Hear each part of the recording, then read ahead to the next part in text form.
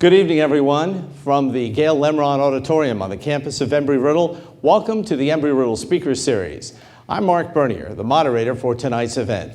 We appreciate you being with us. As you know, America will decide its next president in the next couple of weeks, and strangely missing from the dialogue has been foreign policy, which is why we have elected to cover that tonight.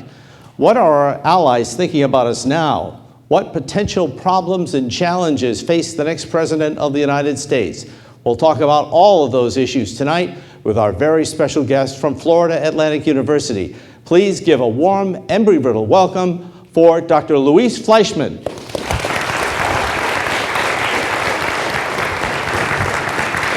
Thank you.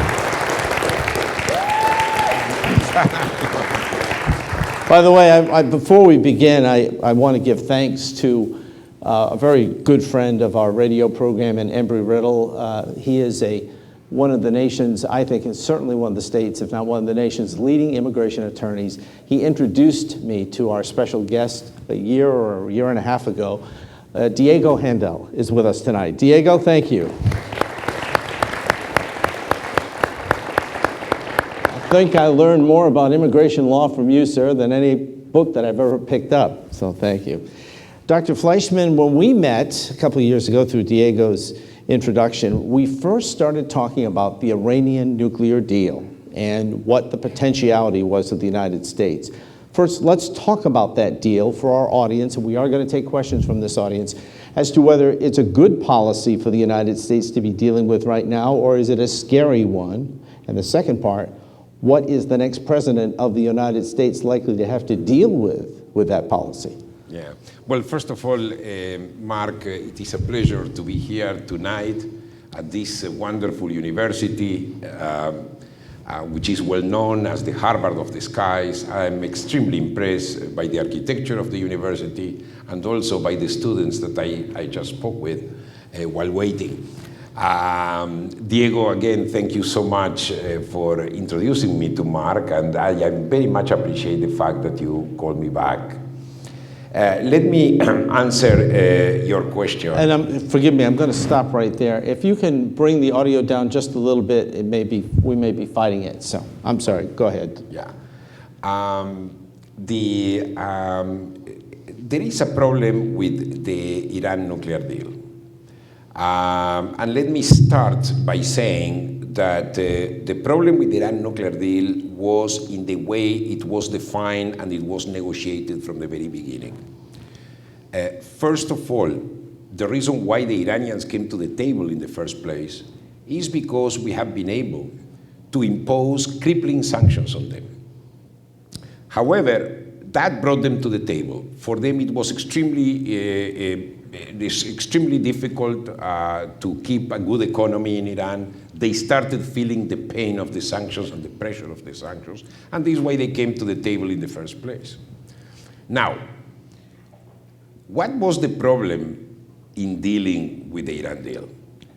Is that taking into account the fact that we had such crippling sanctions, it was an ideal situation to negotiate not only the Iran nuclear deal, but also their terrorist and subversive activities. Remember, Iran is the main sponsor of terrorism all over the world. Iran is also the main subversive force in the world. They are involved in Iraq, trying to design the situation there. They are involved in Yemen. They are involved in Lebanon, not to speak. And now they were involved in Afghanistan. They were involved with Al-Qaeda, they cooperated with Al-Qaeda, and now they also are involved for the last 10, 15 years at least in Latin America also.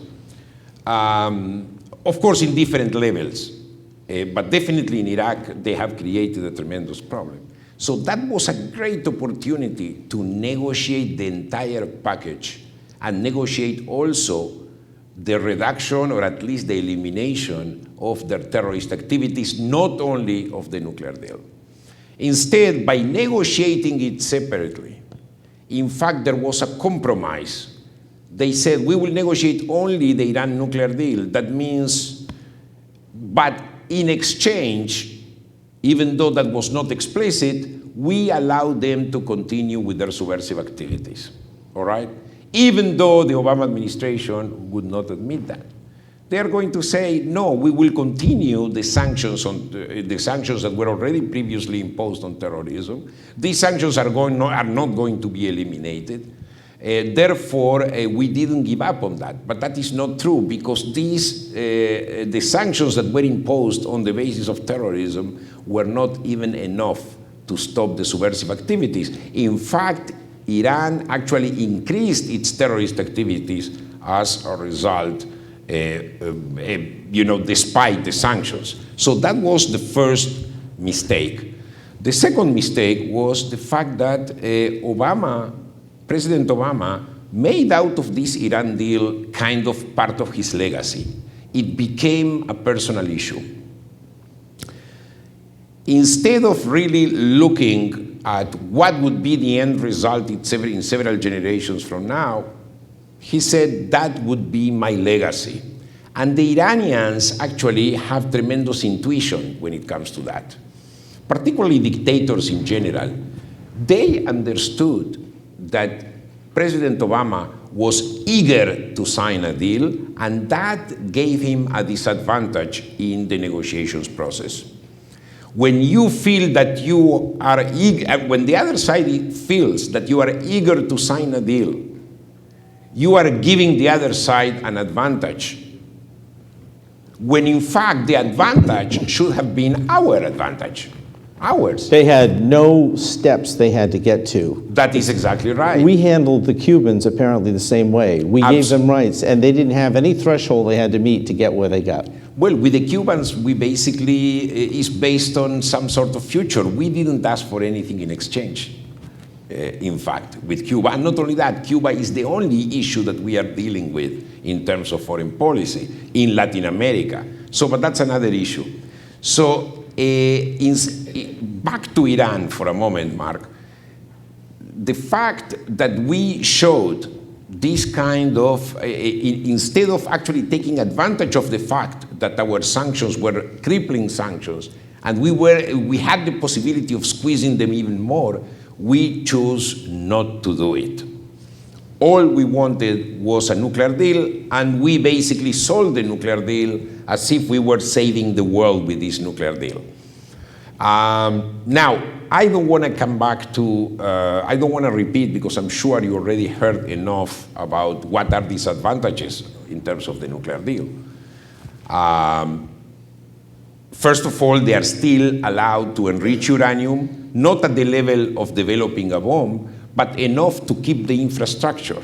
And in 12, 13 years, they will in 15 years, 14 now, they are no longer bound by the terms of the deal. That means that they come back and develop a nuclear bomb, even though the deal stipulates that Iran is not allowed to develop a nuclear bomb at all. So the Iranians so far have violated the agreement. For instance, they have tested missiles, which is explicitly forbidden by a United Nations Security Council resolution. And of course, there are, at this point, there are other problems besides that with Iran. At this point, the feeling is that we cannot trust Iran. But on the other hand, I would admit that the violations are not so serious as to say that they are violating the deal. In my opinion, the main problem of this deal is the fact that they continue to carry out terrorist activities and subversive activities and destabilizing the area, something that we did not solve and we chose not to solve in exchange for a nuclear deal, and that is going to come back and haunt us. In fact, it is doing it now.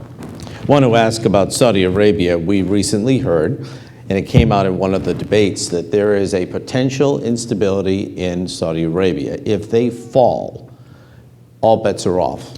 Because if Saudi Arabia falls, it's prime for extremists from Iran to move in, other countries to move in.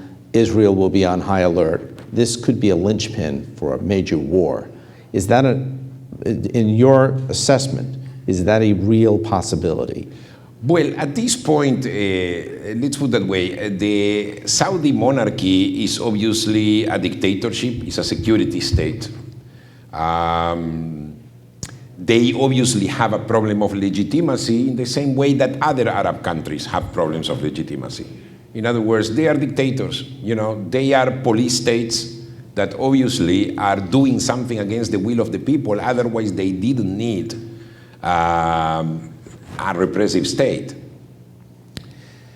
The Saudi government has been under threat already for a long, long time, and particularly the main threat is coming from Islamists. Interestingly enough, one of the reasons why the Saudi Arabia has been able to keep legitimacy, I would say to keep legitimacy or to some sort of secure stability, is because of the oil production. It's a very wealthy country, and they were able to redistribute. In other words, people actually benefited from what is called Saudi largesse as a result of that oil bonanza that they have had. They were paying their people. They were paying their people with jobs, with welfare, with subsidies. And I think to a certain extent people were happy, not 100%. What is interesting is that the main opposition did not come or is not coming from, let's say, people who are expressing social discontent or discontent on economic grounds. It's coming from Muslim fundamentalists that actually resent the fact that Saudi Arabia, after the oil boom of 1973, became a very materialistic country, and they have abandoned, according to the Islamic fundamentalists, they have abandoned the Islamic ways. They have adopted too much of Western habits, big cars, big houses, good life. And this has created tremendous Muslim Brotherhood subversion, particularly promoted by Islamist extremists. For instance, the first instance, I don't know if you recall, Mark, I'm sure you do, in 1975, King Faisal was assassinated, and was assassinated by a member of his family who was an Islamic fundamentalist. Did he go they thought he went too far to the right? In other words, they thought too close to America? That's exactly, too close to bourgeois society, too close to the materialistic society, abandoning the Islamic ways of life. What is interesting is that the Saudis from the very beginning understood that that was a threat, and this is what they started subsidizing Islamic organizations and Islamic schools in order to keep them quiet. But eventually it backfired. If you think about Osama bin Laden, he's a Saudi. We know how many members how many among the hijackers of 9/11 came from Saudi Arabia. So eventually it has generated a very subversive force within Saudi Arabia. In my opinion, if Saudi Arabia collapses, it's going to be a big problem. Like every country that collapses, you are going to have a lot of foreign elements pouring in, including Islamic fundamentalists pouring in, including foreign countries. The Iranians are going to be pouring in as well. Remember, there is a Shiite population in Saudi Arabia also. Absolutely, it's going to happen the same thing that is happening now in Libya. I know the students and Syria. Okay, the students and the general public will have their own questions to ask about different countries and how we're perceived and where we go. So let me ask a broad-based question. With an election looming, do these nations, some of which we're talking about already, do they watch very closely who America will select as the next president? Do they look at temperament? Do they look at experience? And do they say, we can deal with him, I'm not sure we can deal with her, or I can deal with her, but I can't deal with that guy? Do you think they're already formulating opinions as to who they would like to be the next president? Well, obviously, yes. And it depends who you ask. Are you talking about Arab leaders? Are you talking about Saudi Arabia? Let's talk about the one... Are you talking about Assad? The ones that Secretary Clinton has been experienced with, they know her. Sometimes the devil you know is better than the devil you don't know. Could they be looking at it that way? We don't know Donald Trump, and he says crazy things. We don't want him. Do you think they think like that? Well, probably. They read the situation in America, particularly those countries like Saudi Arabia that depend on America so much. Because remember, Saudi Arabia depends on America not only economically, but also militarily. You know, Saudi Arabia is a country that feels extremely vulnerable to security threats, particularly coming from Iran.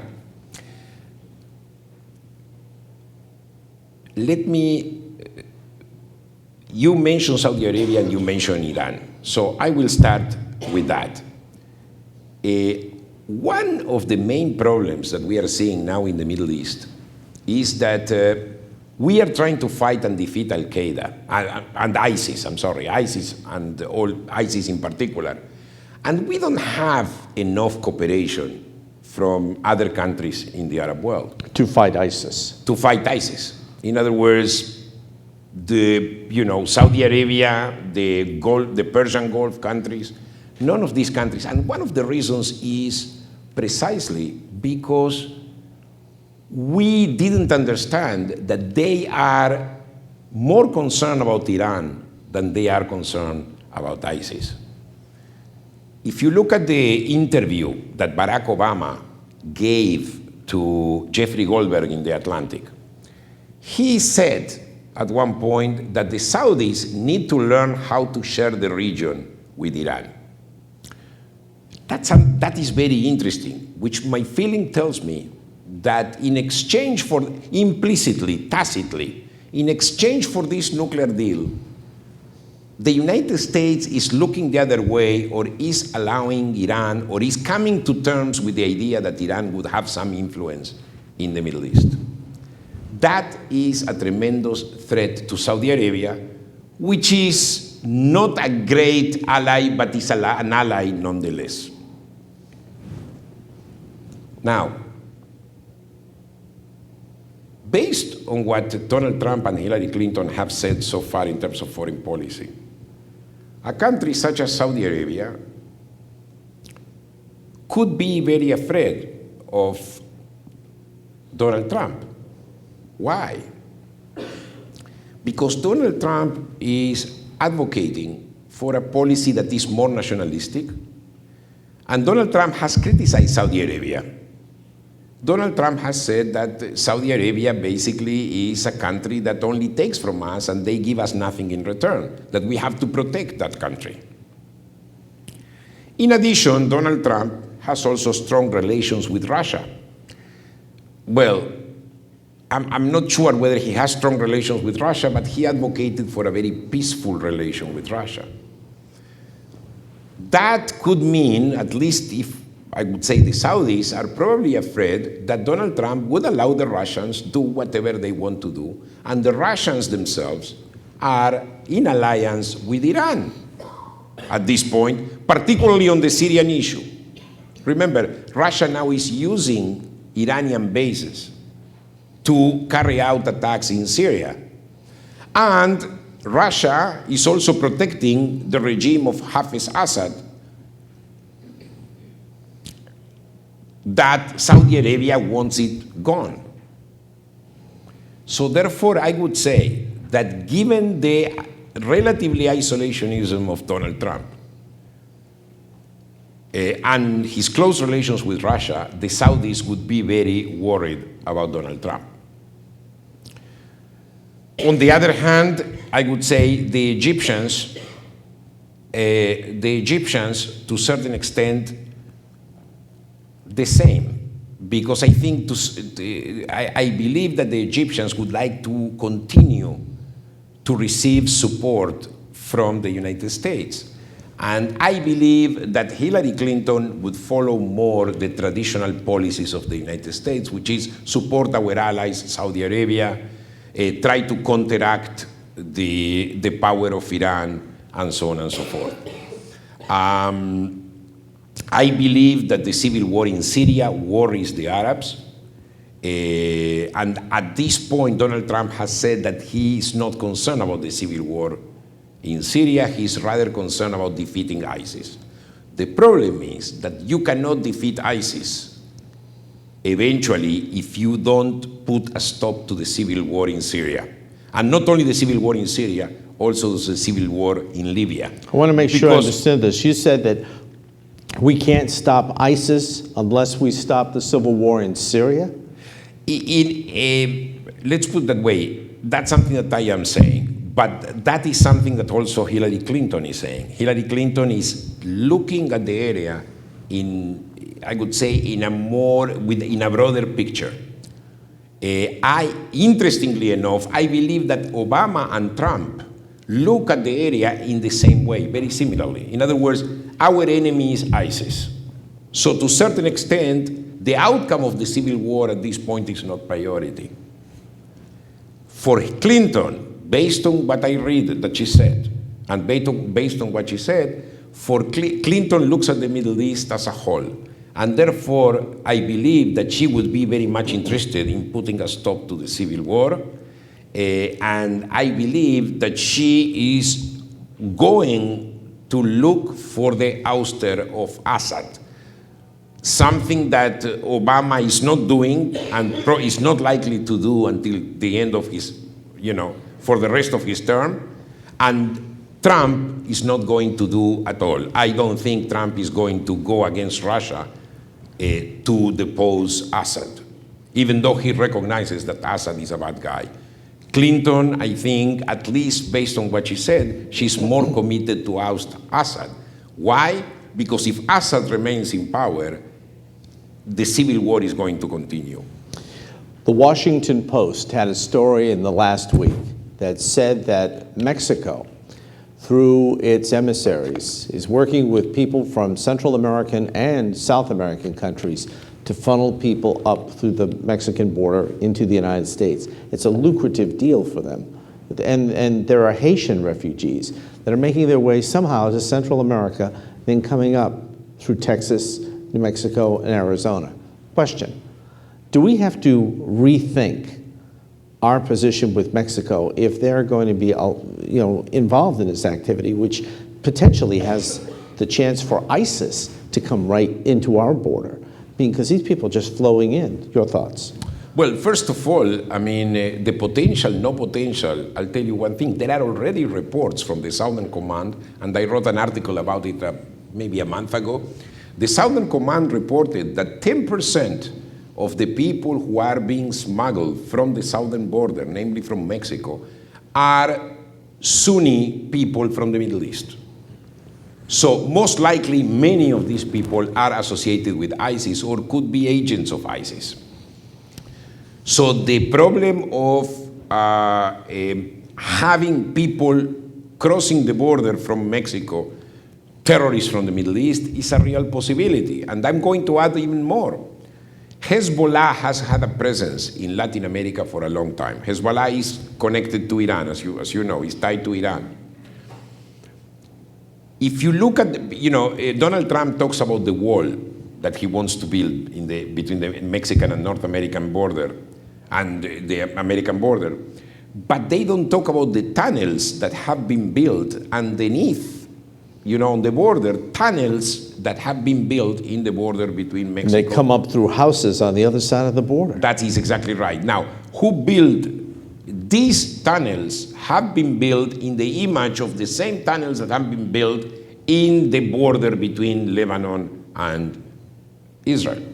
So that means Hezbollah is actually advising these guys.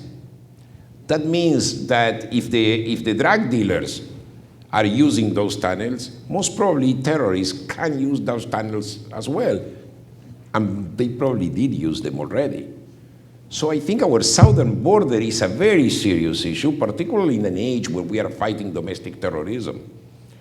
I believe that this is a very serious issue, and unfortunately the way Trump is presenting it is in a way that looks more bigoted instead of looking like a security measure. More bigoted and overly simplistic? Overly simplistic is creating an image of bigotry, And to tell you the truth, even he himself may not be taking seriously what he says, because that report by the Southern Command that reported that 10% of the people who cross the border are Sunnis coming from the Middle East.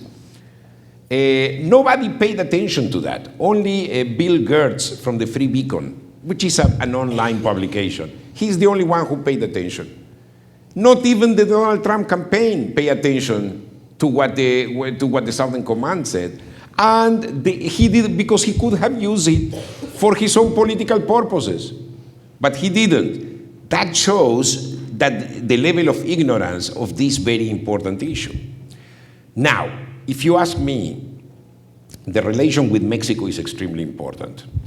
First of all, in the last decade and a half, many Latin American countries, and particularly the big ones, Argentina and Brazil, not to speak about Venezuela and Ecuador and Bolivia and Cuba, they have created a very important anti-American bloc in the Western Hemisphere.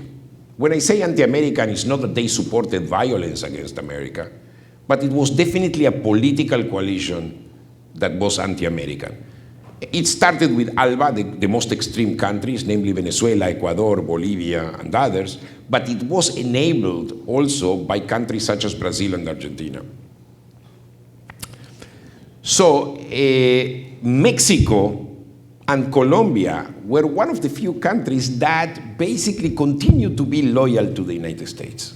You know, they continue to have good relations with the United States. Mexico obviously benefited from NAFTA, but also from a traditional cooperation. Colombia definitely benefited from Plan Colombia. Colombia was able to defeat many of the drug cartels and the guerrilla as well, thanks to Plan Colombia, which was a plan that started with President Bush but was developed by Bill Clinton. In my opinion, to antagonize Mexico is a very bad idea. We need to help Mexico, particularly because Mexico is weakening in the face of the drug cartels. We need to help Mexico to control and to eliminate, if you wish, the drug cartels operating in Mexico, because they are really a security threat to our country, besides being a threat to our children and our youth. You know, it's interesting you mentioned about the tunnels that the Mexicans have to get these people across. And Israel had the same problem. The Jerusalem Post ran a story 45 days ago that said that Israel would invest in a tremendous amount of money building walls down into the ground, like a big distance, to stop this, to discourage this type of activity. I'm wondering if we should be considering that. If we're going to build obstructions, why not drill down? I think we need to do both. You know, the idea of the wall sounds bigoted, unfortunately, again, because of the way Trump puts it. But the reality is that every country has a right to protect itself from illegal infiltration, you know? And I consider myself, by the way, I personally support immigration reform. I definitely support immigration reform. There are many differences of opinion that I have with Donald Trump. I do not support, in general, Trump's view of immigration. But on the other hand, the issue of the wall, the issue of protecting our southern border, I think is extremely important, and we need to take it seriously, up and down, absolutely. Dr. Fleischman, you are from Uruguay. We seldom hear about Uruguay. What do they think of us? Oh, interesting. Uruguay is a small, tiny country. I think they are trying to survive. Uruguay traditionally has had a good relation with the United States. With the exception of the time of President Mujica, he was in charge of the country from 2010 to 2016. He was the only president that was openly anti-American. But in general, there is a good relation between Uruguay and the United States. Argentina is by far more problematic. And the reason is it's a long history. It's the history of Perón. When Perón was in power, the United States didn't like Perón, and Perón ran during the elections in 1946. He said, either you vote for Braden or Perón. Braden was the American ambassador in Buenos Aires. He really ran against the Americans. And it's interesting because Chavez later, when he ran for re-election, he says Bush or Chavez. In other words, either you elect Chavez or you elect George Bush. He repeated exactly the same slogan that Perón actually brought 50 years earlier. So there is a tradition of there are more tensions between Argentina and traditionally and historically with the United States than Uruguay. Several years ago, I think it was 15 years ago, leadership in Brazil said the United States has taken us for granted too many years. We are not patsies, we are not lapdogs. Since then, the United States government has tried to reinvent itself with Brazil. Brazilians still say it's not enough. Where are we with Brazil? Well, thank you so much for asking this question because I think it's so important. The speech that President Obama delivered a few months after he took office back in 2009, he delivered a speech at the Summit of the Americas where he basically said that there are no longer big partners and small partners. He called it, I think, major partners and minor partners. We are all equal partners. And I think it was an attempt by President Obama to really reinvent or reset the relations with Latin America and said, we will no longer treat you like a banana republic, or we will no longer treat you as a minor partner. We will treat you as an equal. What is interesting about that is that in parallel, Latin America was turning to the left, and Brazil aspired to have to be a world power. And for Brazil to be a world power meant to have hegemony in the region. And since the traditional hegemon in the region has always been the United States, Brazil saw itself in competition with the United States. First of all, they were part of BRICS. Remember, Brazil, Russia, India, China, and South Africa. These are the emerging markets that they also saw themselves as emerging political powers. So Brazil even demanded a place in the Security Council, a permanent place in the Security Council, and they supported the so-called multilateral world. In other words, as against the idea that the world is dominated by one superpower, the United States. But the idea was also to reduce the power of the United States, mainly in the region, mainly in Latin America, but I think also in the world. Like, for instance, Brazil cut the South-South relation. What is the South-South relation? He established an alliance with Arab countries and also with third world countries, became an active member of the non-aligned movement, all right? In order to show muscle and also it was in order to also reduce the power and the leverage of the United States in the world. Now, that was under the government of Lula da Silva and Dilma Rousseff, which came to an end recently. The new president, I believe that's a great opportunity for the United States to do a second reset in the relations with Brazil, because first of all, Brazil, despite the many problems that Brazil has, Brazil is one of the most developed countries, the most developed country in Latin America.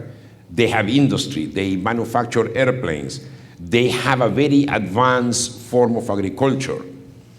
Is relatively a wealthy country that was able also to lift millions of people from poverty.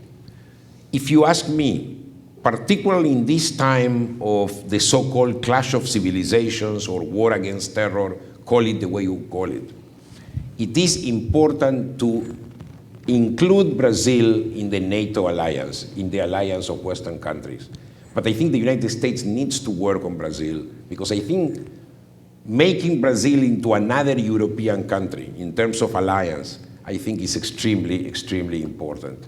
Particularly now that Russia is looking to increase its power, and so is China. We're going to take questions from the audience. We're going to have you think right now of what you'd like to ask Dr. Fleischman, then have you come down here shortly. Tony, up in control, I don't know, Tony Petro? I think we still have a little too much echo. Maybe it's the positions that the chairs are. I just don't want it to be too fatiguing. Let me ask you the big question that we wanted to get from you tonight, Russia. The Russians have called back ambassadors. They've called back dignitaries from around the world. Are they bracing for what they have said to their own people could be an attack by the United States? No, not at all. I believe that Russia is an interesting actor. Russia today is not in a military position to have any confrontation with the United States, and certainly the United States under Barack Obama is not going to attack Russia. He knows that. Not under Barack Obama, and probably not under any president.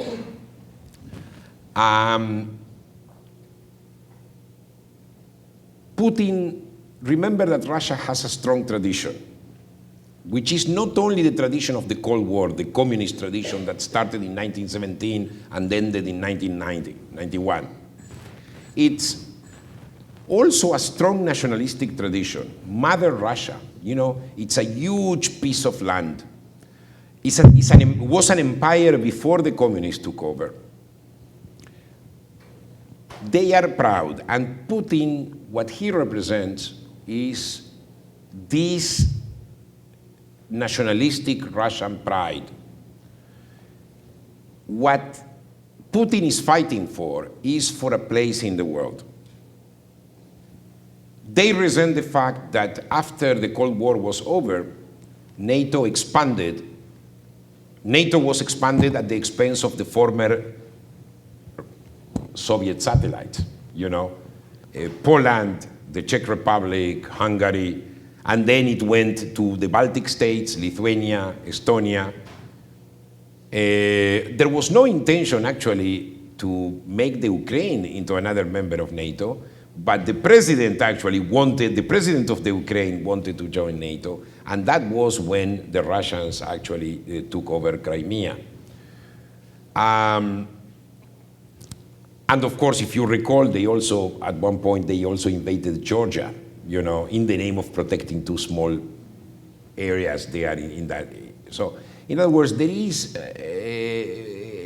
Putin represents this idea that Russia wants to be back the big power that it was, that they are not going to allow the Western powers, particularly not the United States, to outsmart them. Russia is still a player, and you better listen to us. Is this part of an overall theme, though, to have a warm water port? I heard that the reason that the Russians were that aggressive they wanted to get close to the sea, so they had a way out. Is that true? Well, yeah. I mean, if you are talking about the Syria, for instance, the move in Syria.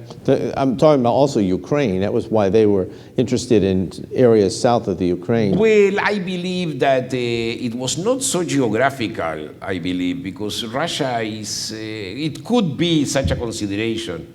But I believe that it was more to show muscle, to say, when the Ukrainians actually started talking about joining NATO, the Russians basically made a statement: you better not join NATO, because in addition, they also supported the rebels in Donetsk and Luhansk, the two areas in the Ukraine. You know what I mean? The two rebels in the Ukraine, they supported subversion right there. So I believe they were rather motivated by this geopolitical ambition than anything else. Now, there is a second motivation, which is a domestic motivation. That means remember, Russia is not a very diverse country. The economy mainly depends on oil, and oil prices actually went down. So today, if Russia had a bonanza in the last decade, and they also grew economically as a result of the oil boom, Russia is now again in trouble. And there is domestic discontent. There is no question about it. So he may be saying these things to make the people happy. This may be a propaganda vehicle by Putin. It works on what is called the nationalistic pride. Now, and the same, the intervention in Syria. The intervention in Syria is also this idea that Russia again is a power. Remember, the Russians played an important role in the Middle East up until, I would say, the 1970s. Okay. The late 1970s, when the peace agreement between Israel and Egypt, and their allies were always, the Syrians. Now they are back. And after the Cold War, they totally moved away from the Middle East. Now Putin is back in the Middle East, obviously taking advantage of a very passive policy of President Barack Obama in the Middle East. We talked all the way around it, and we haven't touched on Israel yet. So here we go. You think about what it's been like for the president, the prime minister of Israel, to come to the White House and be told to sit and wait for 45 minutes, an hour. The president will get to him eventually, send him away. We've kind of slapped him around a little bit, to the point where I heard that to work on a new deal, the Israelis were not looking at us because they were fed up with the president. They were talking to the Russians. We were told 2 to 3 weeks ago that the Russians are trying to broker some kind of peace arrangement for Israel and maybe perhaps Palestinians or other interests. That's bad for us. If the Israelis are turning to the Russians as a mechanism to foster a peace arrangement, that leaves us totally out of it for the first time since World War II, right? Yeah, I doubt that Israel is going to get a better deal by dealing with the Russians. And I believe that even Netanyahu said America continues to be the main ally of the United States, of Israel. And because remember, there are a lot of shared values. Relations are not only between leaders. The relation is also between the people. We have university exchanges, academic exchanges, joint military, intelligence cooperation, military cooperation, scientific cooperation. I think these relations don't go away like this. Even if, let's say, the leaders of both countries don't get along so well, which is the case between Obama and Prime Minister Netanyahu. I don't see the problem coming from there. I think if the Israelis actually, if the Prime Minister of Israel traveled to Russia too much was in order to negotiate with the Russians the deconflicting zone over Syria. Remember, for the Israelis, it's extremely important to fly over these areas in order to control movement of terrorists and subversive movement around this area. Therefore, it was important for the Israelis not to clash with the Russian military or the Russian Air Force. But I think the problem is more complicated at this point. I believe that the main mistake of President Obama was not to have taken into account the fact that the Palestinians rejected 3 times offers by the Israelis and didn't appreciate enough the fact that the Israelis eventually also unilaterally withdrew from Gaza. They bought into the Palestinian narrative that the settlements are a big problem, when in fact Israel withdrew from settlements.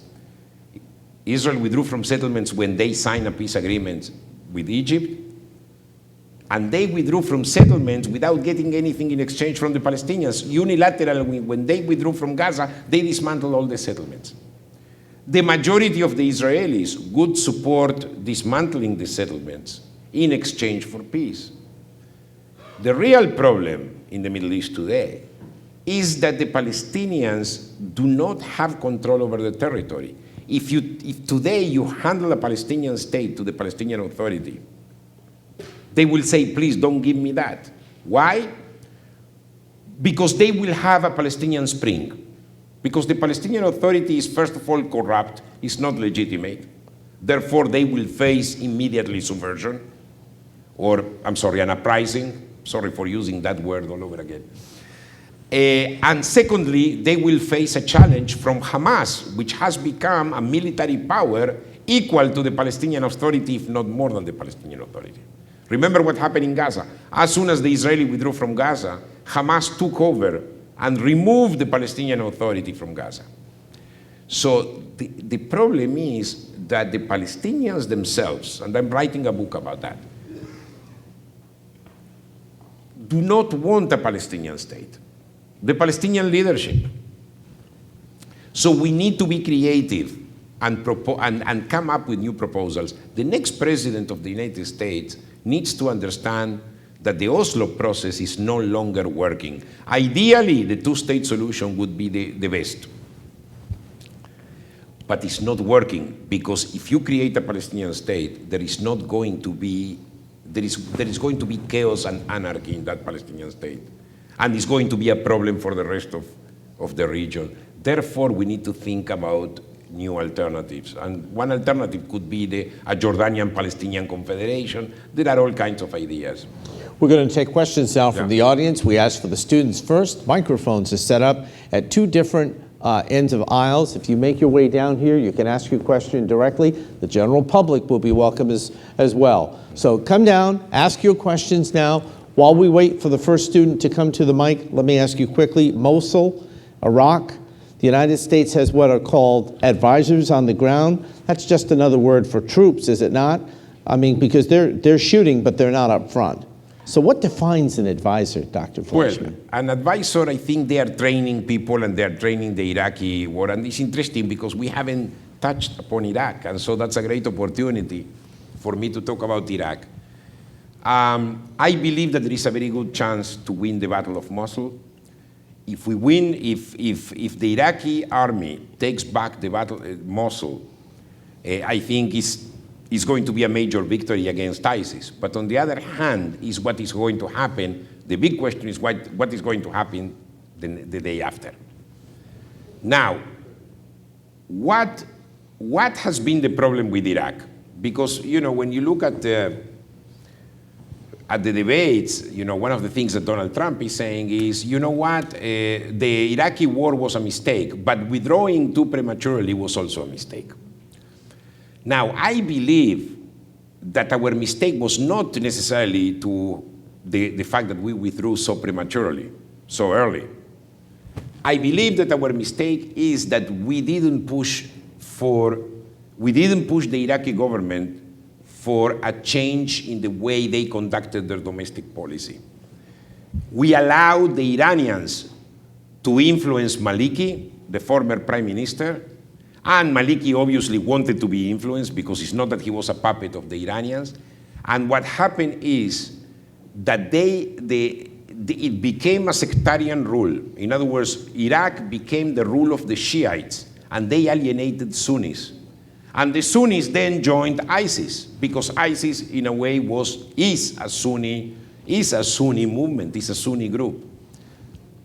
That happened under our watch. And we basically were so fed up with Iraq that we allowed Maliki to do what he did. And in fact, the problem of ISIS, which is a major problem nowadays, it originates in Iraq and originates in a very non-democratic sectarian rule that was imposed by Mr. Maliki. Maliki now is gone. And hopefully, even if the Iraqi army conquers Mosul, if they don't try to integrate the Sunnis, Iraq is going to fall again and again in a situation of anarchy and civil war. Before we go to the question, we noticed Donald Trump is speaking live in Tampa, and they're saying build a wall. Here we go. You're first tonight with Dr. Louise Fleischman. Your question. First of all, thank you for coming out tonight, Dr. Fleischman. Right into the microphone. Thank you. All right. My question to you was regarding the thing what we discussed at the beginning was the Iranian nuclear deal, and you said that how Obama underwent that was, I guess, in some way poor, and to me that translated it in a decrease in credibility for President Obama. My question to you is, what traits do you believe a president should possess to undergo better foreign relation ties and to have more credibility than what Obama has right now in that domain? Well, let's put it that way.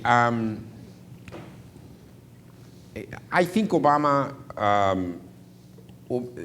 foreign policy was based on the idea that on the traumas of the Iraqi war.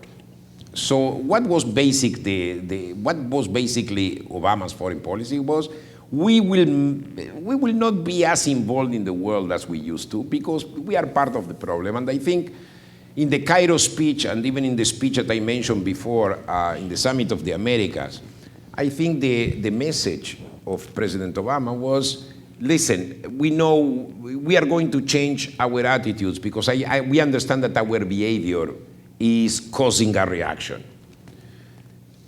Obama believed that if we show a good face to a tyrant, this tyrant is going to appreciate that gesture. You know, and I think this is what we try to do with Iran and we try to do with others. Does it work? No, the reality is that it doesn't work. You have to, you can be smart. If you are smart enough, you don't go to wars, but you use your power wisely. You know what I mean? You implicitly, you use your power. So when Donald Trump, and I'm not defending Donald Trump because, you know, I'm not defending, but one of the things that Donald Trump said when basically he came under attack because of his friendship with Putin, or does he have a friendship with him? Frankly, I don't know. I don't think so. I don't know, but he has a. Does anybody think he has a friendship with I don't him? know because, frankly, I don't know whether he has business with Putin. No. But he has apparently a conciliatory attitude toward Russia. Right. One of the things that, because occasionally Trump says things that make sense that I happen to agree. Occasionally, okay? I clarify that. Never happens. Yeah. I clarify that.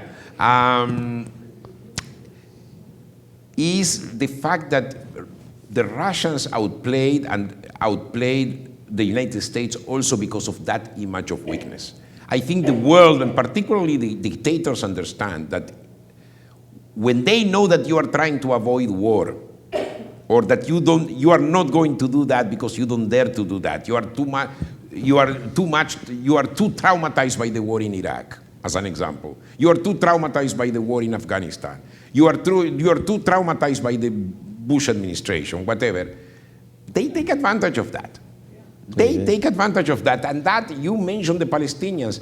At this point, for instance, Mahmoud Abbas, what he has been trying to do diplomatically in the last 3-4 years is to isolate, to remove the United States from the peace process altogether, despite the fact that he had no better friend than Barack Obama.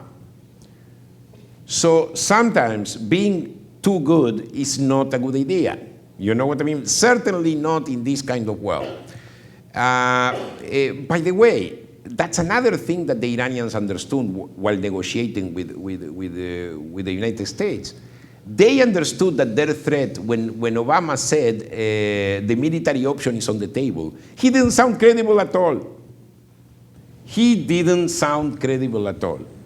And the reality is that the Iranians knew that because they are not stupid. They read what is going on. No, if you didn't believe Obama that the military option was on the table, why would Khamenei believe Obama? Yeah, there you go. You see what I mean? So you need to be able to use your power and your threats. You know, you should be able to generate some fear. In other words, political finesse is required, I think, at this point. Your question for Dr. Fleischman. I hope I answer your question. Go ahead, sir. Thank you for coming out. With Congress passing the bill that allows American citizens to sue Saudi Arabia for the terrorist attacks, do you think it would be better to throw Iran on there too, since Iran is the world's largest sponsor of terrorism and has sponsored terrorism that has killed more Americans throughout a longer period of time than Saudis have done? In other words, do we not go far enough? Just suing Saudi Arabia? We should have thrown Iran in the equation too, instead of just Saudi Arabia? Well, I believe that it's interesting because Congress passed that law. I was really surprised that basically there was the veto was totally overridden. They told us this is a feel-good thing, that you in practicality aren't going to sue Saudi Arabia. Well, I believe that privates are going to sue Saudi Arabia. The question is whether they will be able to make their case in court. Yeah, and where do they go? The Hague? Where do they go for this? Well, if they don't go, at this point the bill says that you are allowed to sue Saudi Arabia in an American court, right? Now the Saudis are now threatening that they would pull billions of dollars from American banks. But apparently that threat is not particularly credible because they don't have too many options. Now, but it's interesting, this question, because the idea is, what does it mean in geopolitical terms?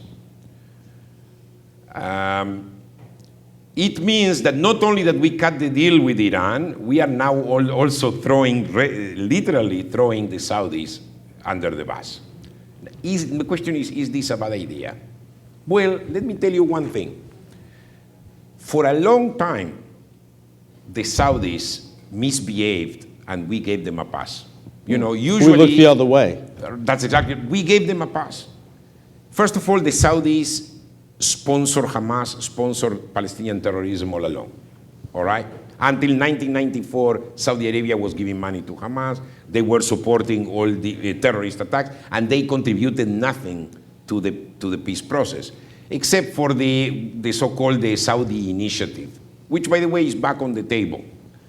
So I believe it's a good thing for the Saudis to feel the pressure and to feel the fact that in America, America is not going to give them a pass anymore. And that's a great opportunity for the Saudis to contribute and to play a positive role in bringing about peace in the Middle East. I don't know where they will do it, but I believe that at least sends a message. They need now to show good behavior. Now, interesting. I agree with you that now Iran is under sanctions, so I don't think you can compare Iran with Saudi Arabia. I think the problem is now that we have cut a deal with Iran, and the Saudis are so afraid of Iran. Right now we are coming with this legislation that alienates the Saudis even more. So I do not believe that we are going to lose the Saudis as a result of that. However, something very interesting happened. The Saudis have felt abandoned by the United States now, I would say particularly since the deal with Iran. In the words since the Americans warm up with Iran, to Iran. In the words of Donald Rumsfeld, Saudi Arabia is the best option in a bad neighborhood. That's correct. But the problem is, I understand that. I'm not sure that I agree 100% with Donald Rumsfeld on that one. But what is interesting is that once they felt that the Obama administration actually moved in the direction of warming up with Iran and may give Iran some sort of room of maneuver in the Middle East, the Saudis started a stronger relation and stronger cooperation with Israelis behind the scenes, but it's kind of behind the scenes that everyone knows about it, for some reason. So the fact that the Israelis and the Saudis are cooperating, are working together because they are both afraid of Iran and because they have interest in common, it could be a good thing. So maybe the idea that we actually pull back a little bit is not necessarily a bad idea. Now let them handle. For some reason, this crisis, the Arab Spring, the rise of Iran, brought, strange people to the same bed, and and well, the strange people to the same bed. So to a certain extent, I'm seeing interesting thing evolving here. I cannot predict what is going to be the final outcome, but definitely I think it's interesting. In the beginning, I did not support the passing of that legislation because I thought that that's not the time to abandon Saudi Arabia. But now that I look at it, I think it's a good idea to put pressure on Saudi Arabia and for Saudi Arabia to feel that they need to look for a peaceful road with Israel. See, we learn things every time we do one of these. Let's come over here. Your question, we want to get all the students in. Excellent questions, by the way. Thank you. One thing that you didn't mention until the very end of the question time was the division between Shia and Sunni. In my opinion, what we have in the Middle East, the toxic situation that we are facing currently, is much more an ideological one, a religious conflict, than it is a political one between rebels and a government or between different countries. To support that, I have a quote from Prince Bandar bin Sultan, who was a powerful Saudi ambassador in Washington and the head of Saudi intelligence. He stated when he was in an interview with MI6 director Sir Richard Dearlove The time is not far off in the Middle East, Richard, when it will be literally, God help the Shia. More than 1 billion Sunnis have simply had enough of them. So my question would be, is there any evidence that Saudi Arabia has actually supported ISIS, directly or indirectly? Because I have heard of them supporting the rebels in Syria because they are fighting the Shia government that is also backed by Iran. So is it at all possible that some of those weapons, some of those funds might have actually ended up in the hands of ISIS? In other words, is Saudi Arabia a co-conspirator with ISIS? No, I don't think so. But however, Saudi Arabia and the Gulf countries have been giving, they have supported rebels without vetting them properly. They wanted to remove Assad, and so they didn't care what they did. So I think the main beneficiary of what is called the Gulf countries' bonanza, or the Gulf countries' largesse, were the al-Nusra. In other words, these are groups that are at one point associated with Al-Qaeda. In fact, al-Nusra separated from Al-Qaeda not a long time ago, and Shams, another group, that actually they actually are enemies of ISIS. They are both radical Sunni, all right, but they actually hate each other. The Gulf money actually went to them mainly, all right? Now, there is a lot of corruption, interestingly enough, there is a lot of corruption. For instance, when the United States did not refuse to give support to the rebels in Syria, how did the rebels get weapons? How did they get weapons? They actually purchased them from Syrian officers that were supporting the Assad regime. So there is an element there where corruption goes back and forth. Saudi Arabia is not pro-ISIS because Saudi Arabia is afraid of ISIS, in fact. Because remember, Sunni extremists have challenged Saudi Arabia as well. To this question, though, is it possible, following this young man's question, that what this student asked, could there be any part of it, any faction of Saudi Arabia that's complicit with ISIS? Definitely. Well, apparently, in these 28 pages that we found in the 9/11 Commission report, apparently there have been people associated with the Saudi government or members of the royal family that have been in touch with Al-Qaeda. There is no clear evidence. Just to clarify, my question also included potential private individuals backing ISIS privately. That is a different story. Now, there are many private individuals that are associated, they are close to the Saudi. But remember, Saudi Arabia is kind of a sultanic government. In other words, everyone depends on the government of Saudi Arabia. A lot of this funding came from private Saudi people and private people in the Persian Gulf countries. So the question is to what extent the Saudis have been able or willing to control, to actually control these guys. It's not clear. It's not clear to me. It's clear to me that the Saudis have been by far more concerned about the rise of Assad, Iran, and the Houthis in Yemen than they have been about ISIS. This is why I believe it is extremely important for the next president to carry out a foreign policy that is encompassing. Okay. You know what I mean? Because everything is related. I got to jump in because there's so much to cover, so little time, and I want to get this young man's question in. I hope I answer your question. Follow-up question, but I'll let other people go first. I want to ask about Yemen because we need to get this on the table. They shot at us twice in the last few weeks. Matter of fact, in 3 days, there was some kind of missile launch against the U.S. warship. What the heck's going on with these people in Yemen? Yes. Do they wish to get into it with us? I believe that that's a provocation, and I believe that most probably, I would assume that this is coming from the Houthis.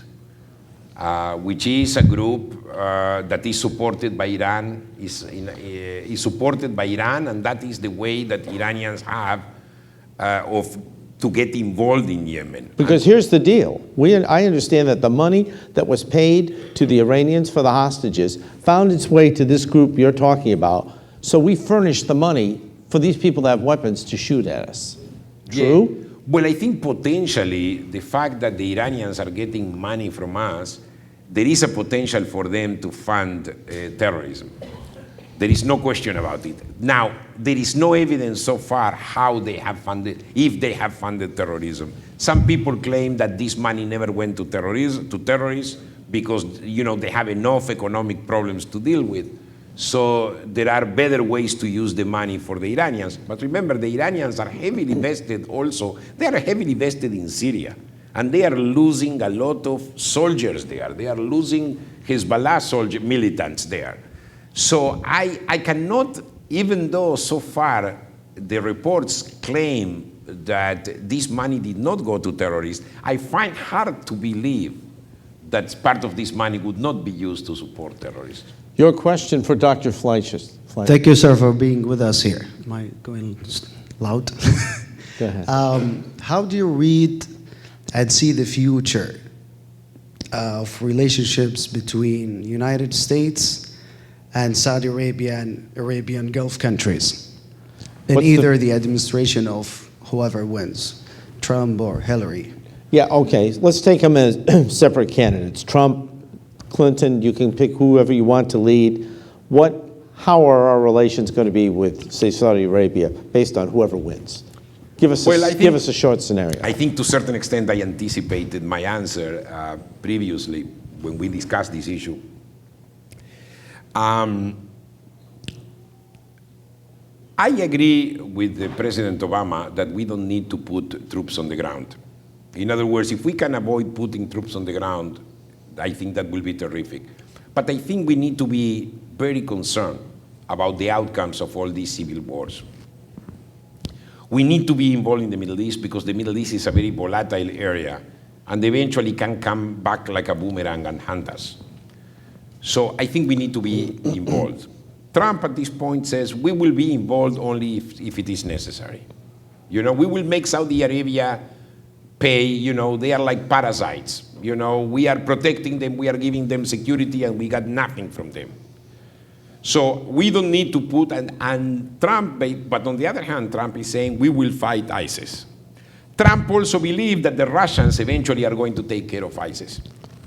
That is not clear at all. I think the Russians are by far more concerned about keeping Assad in power, and therefore they are bombing the rebels, which, by the way, some of these rebels are radical Islamists as well. Don't get me wrong. But this is the main focus of opposition to Assad. And they have left the ISIS out a little bit. So that's the reality. I think the best way to, the best that the next president can do is re-engage in the Middle East. It doesn't have to be with the troops, but definitely with advisors. Definitely trying to take risks and try to identify the good people in the Arab world. In other words, a more conservative approach of involvement, which does not require carpet bombing, troops on the ground. That is exactly right. But it needs to be something where we can, by the way, the United States cannot design policies. We cannot design a country. We cannot build a nation. It's up to them to build their nations. But we can help the good people to build the nation. In other words, and there are good people in the Arab world. After all, remember, the Arab Spring is not a coincidence. The Arab Spring didn't happen because somebody actually got in, not because the United States necessarily got. The Arab Spring happened because these countries are no longer legitimate. Egypt is not legitimate, the government of Egypt, the Syrian, the Libya, definitely not. These are highly oppressive regimes. So now, to get stuck into the idea that if these oppressive regimes are gone, what we are going to have is basically radical Islam, I wouldn't go with that assumption. You know, I don't think they're going to become like a Jeffersonian democracy overnight. but at least we need to be able to support the good people. We need to be able to monitor the events. You know, in Libya, after all, I mean, there are too many militias there, but in Tunisia, for instance, the transition is going okay. It's relatively okay. In Libya, there are people who want to establish a democracy. Now, people also claim that the Arab culture doesn't fit democracy. And some academics also say that. But the reality is that, yes, most probably they will never adopt a democratic culture in the way that exists in the West, in the way that it exists in North America and in Western Europe. But democracy needs to be seen as something that develops as a result of the need to find coexistence. Think about the separation of church and state in this country. What is the origin of the separation of church and state in the United States? It is the fact that too many denominations were fighting amongst themselves. So finally, the decision to separate between church and state was a way of saying, listen, there is room for all of them. So I believe that we need to give democracy a chance. And I don't think we need to go back and say, oh, why we let Mubarak go? Why we allowed Mubarak to be overthrown? Well, Mubarak was a disaster, by the way. You know what I mean? We need to think more in terms of the future and what is wrong. We need to think in terms of what those societies need. And we need to be properly engaged, not too engaged. Okay. Miss, did you want to pass on your question? Or did you? Okay. Sir, your question now for Dr. Fleischman. Okay. Henry Kissinger wrote a great book on the Congress of Vienna. He was a Europeanist. What's his PhD? I guess connected with the Congress of Vienna. Yeah. Yeah, what's his doctoral dissertation? Yeah. And he was also an expert on nuclear weapons. Condoleezza Rice was an expert on the Soviet Union. Democrat and Republican alike, were the civilian top leaders in the U.S. Knowledgeable enough on the regions of the world and the knowledge of the countries when they got to be Secretary of State and National Security Advisor? Well, I think you're asking, I mean, I'm telling you, this university, people are so smart here. Congratulations. Really, all the questions, no exception. Listen, I agree with you 100%. Were they ready for prime time, in other words? Yes, absolutely, absolutely. I'm a high school history teacher. Yeah, I think, let me tell you one thing. For some reason, foreign policy, I mean, I deal a lot with Congress. And it's very interesting because when I talk to members of Congress or the staffers, they tell me that a member of Congress would prefer to be in a committee that actually, like Ways and Means, where they have control over money. For some reason, in Capitol Hill, foreign policy doesn't have the priority, and I think that's the way Mark opened up tonight, the event tonight. Foreign policy has been absent from the debates. And sometimes the most qualified people are not necessarily appointed. And I'll give you an example. Let me take Bill Clinton.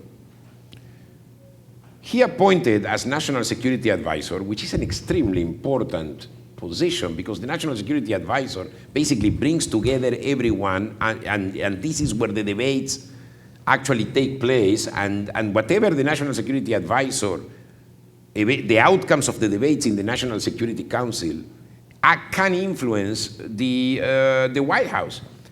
He appointed somebody like Sandy Berger, if you recall. Now, what was Sandy Berger's knowledge of foreign policy and international relations? He was an attorney of international trade. The guy is a decent guy, was a decent guy, he passed away, you know. But where are his qualifications, you know? Under President Obama, we had in the White House one of the strongest members of the National Security Council is Benjamin Rhodes. Now, who is Benjamin Rhodes? Benjamin Rhodes is nothing but somebody that actually responds to President Obama. You know, he's not a guy that can provide any advice. In fact, he is a writer. He was a writer in Manhattan. You know, he ran away from Manhattan after 9/11 and moved to Washington, and all of a sudden ended up in the White House. See, Try to imagine the number 2 national security advisor is somebody who ran away from New York afraid of another attack. Dr. Fleischman, are you telling us that often the presidents appoint people like giving out candy to children? They appoint their friends? Absolutely. It very often political loyalty, and we don't have enough people who are qualified. Now, interestingly enough, the Reagan administration actually had people that were qualified. I'm not going to stand to a on certain someone. extent, the Bush administration. That doesn't mean that they were right necessarily in their decisions. But the Bush administration had some qualified people, you know, and I believe that the entire field that studies political events or international events is not, stays in the academia and is not brought enough to practical policy. If you think about Henry Kissinger is probably, you can disagree with some of his policies, but Henry Kissinger came from the academia. He's a guy that all his life thought about international relations, still does at age 94. A person that was really, really qualified. And I think what I see a lot in Washington is that people that do not have enough knowledge are appointed, sometimes because of, you're right, because they are friends, it's political loyalty. But sometimes people who get these, sometimes these people can be qualified people, but not necessarily for foreign policy. Like, for instance, the amount of attorneys that get appointments in foreign policy is unbelievable. Explain to me how exactly an attorney can develop foreign policy. Unless has a degree in law, but you know, most of his life he was involved in foreign policy, he or she. It's not on-the-job training. So I think that who are you appointing in the foreign policy team that decides policy is extremely important. You need qualified people. And I believe what I have seen in the last several administrations is I am not seeing enough qualified people doing foreign policy. Let me put out a name. If Trump is elected, many people believe that Newt Gingrich would be a great Secretary of State. Do you agree? Well, I'll tell you, one of the problems that Donald Trump has is that we don't know who the advisors are. Now, Newt Gingrich, I think is more of a political advisor. I think Newt Gingrich has a good sense of foreign policy. He has a good sense of foreign policy. But I think most of the advice that Newt Gingrich has been providing is more tactical, is more in the campaign itself. I don't know who Donald Trump is going to appoint. I know like Jim Woolsey, who is a very fine CIA director. We talked about bringing him here. Jim You Woolsey. brought him here? No, we're talking about bringing him here. Jim Woolsey is terrific, and I know he's part of the Trump team. I know in the last interview that I saw Jim Woolsey said that he briefed Donald Trump for 10 minutes. That's all. So I don't know. If he continues to advise Donald Trump, it's not a bad idea because the man actually is very knowledgeable on foreign policy. And by the way, he's also an attorney, but he was in charge of the CIA. He's knowledgeable on foreign policy. Okay. Thank you, sir, for your question. I hope I answered your question. We got one follow-up. If anyone else has a question, we can take a couple more before we wrap up. Go ahead. You're up for round 2. So you mentioned earlier the bonanza concerning oil in '73 with Saudi Arabia, as well as the good relationship between the United States and Saudi Arabia currently. I've heard some foreign policy experts saying that the United States and Saudi Arabia can actually team up to control the price of oil worldwide. And some people actually say that the recent drop in the price of oil was a coordinated effort between Saudi Arabia and the United States, both starting to produce a lot of petrol together to drive the prices down and punish Russia for invading the Ukraine and starting to do destabilizing actions. So what has been the impact thus far of those economic sanctions on Russia, and are they still a power to be reckoned with, or they're kind of weakened state? Well, I think the economic sanctions from Russia go beyond the prices. You're right, Saudi Arabia played an important role in... But don't they need the cash and keep the price up to pay off their people? I heard that this kills them. Saudi Arabia is really hurting because their people are like, where's our money? Right, but Saudi Arabia did it for political reasons, particularly to hurt Iran. The sanctions on Russia, the other day I read, I frankly not qualified to say, the other day I read an article where it says that the sanctions on Russia are not really too effective. But on the other hand, Russia is complaining about the sanctions. So there must be some effectiveness. I think the policy of sanctions on Russia is the right policy because it's a way to show some strength. And I think it is important for the United States, and I'm talking here about the psychological level, besides sanctions, no sanctions. And that relates to actually a question that I think somebody else asked. The United States needs to take the leadership in NATO. They need to tell even the Europeans what to do. In other words, the Europeans are going to follow the United States, but the United States needs to establish some leadership. Needs to be a credibility, interestingly enough, Robert Gates, who is a former Secretary of Defense, claims in his book that yes, we upset the Russians by expanding NATO. And that got them angry. We should have been more careful. We made a mistake. We shouldn't have done it. Hillary Clinton, and by the way, I'm not endorsing Hillary Clinton, don't get me wrong for a moment, but Hillary Clinton said the opposite. If we didn't expand NATO, the Russians would have been already in Lithuania and Estonia. So, and I happen to agree with Hillary for some reason. I think we need to find a midway.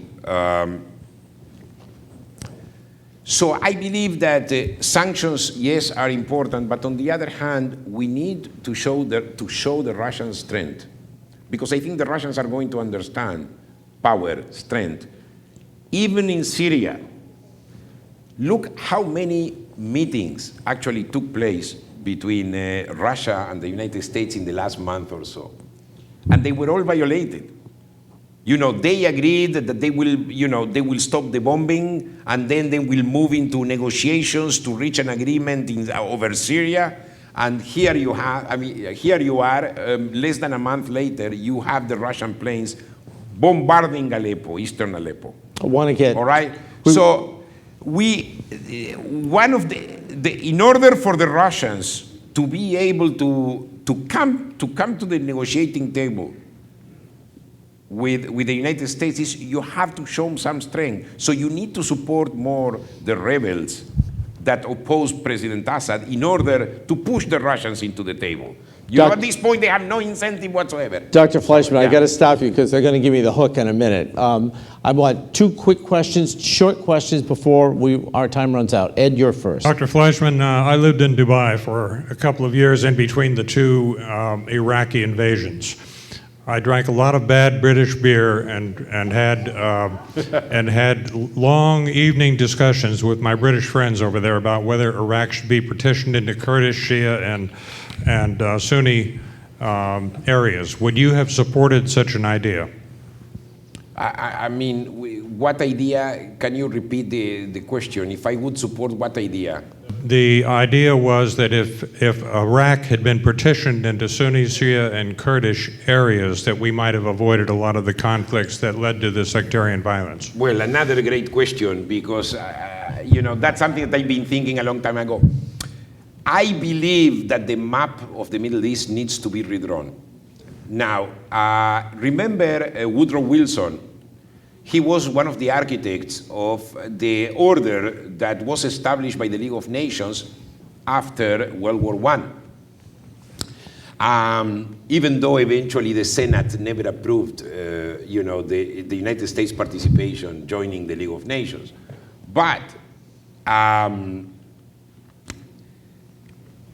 Woodrow Wilson basically came with the idea that eventually was implemented of dividing Europe after the empires collapsed, the Austro-Hungarian Empire, the Ottoman Empire, but dividing Europe and other areas that formerly belonged to the empires into nation states as much homogeneous as possible, homogeneous and democratic.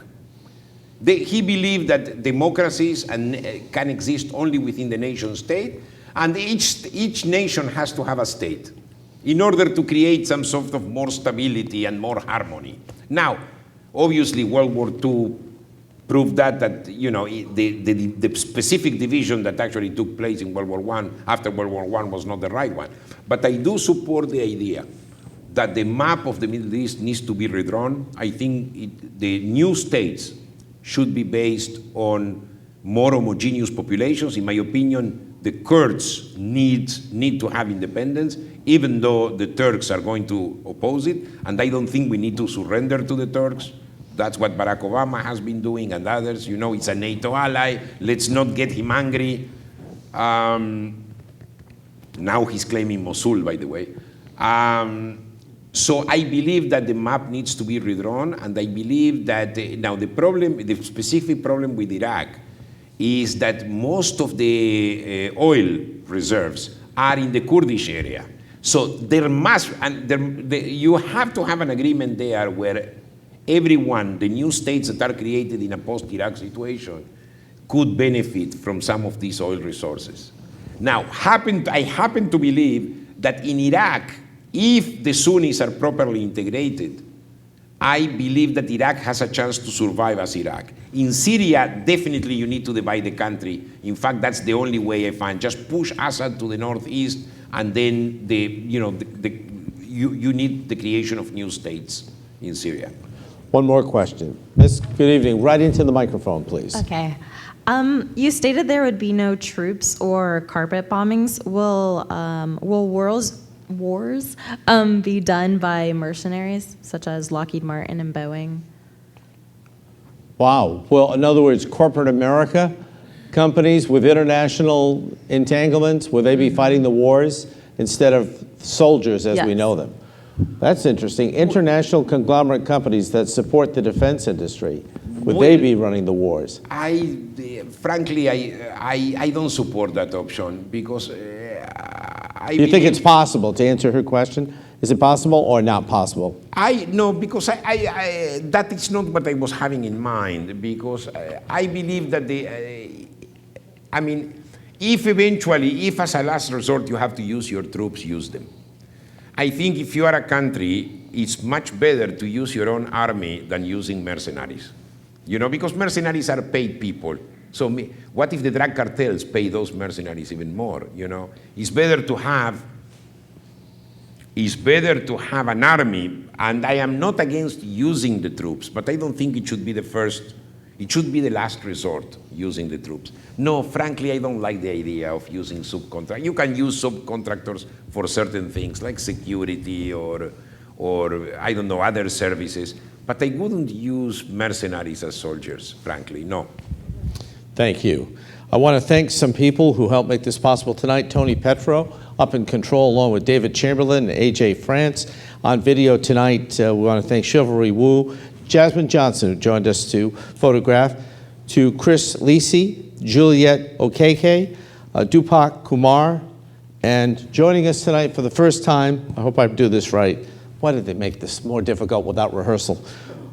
Kwadik Olihaman. I know, I probably murdered it, and I apologize for that. They'll give me pronouncers in the future. I want to tell you about the next event that we have coming up. It's in 1 week, and it's a little different because there is a music component to this.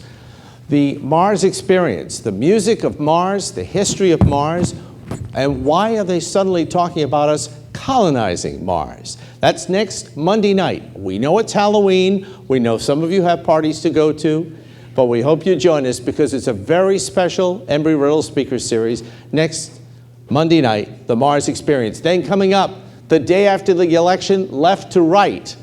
So look forward to those events. Thank you all for being here tonight. Once again, ladies and gentlemen, Dr. Luis Fleischman.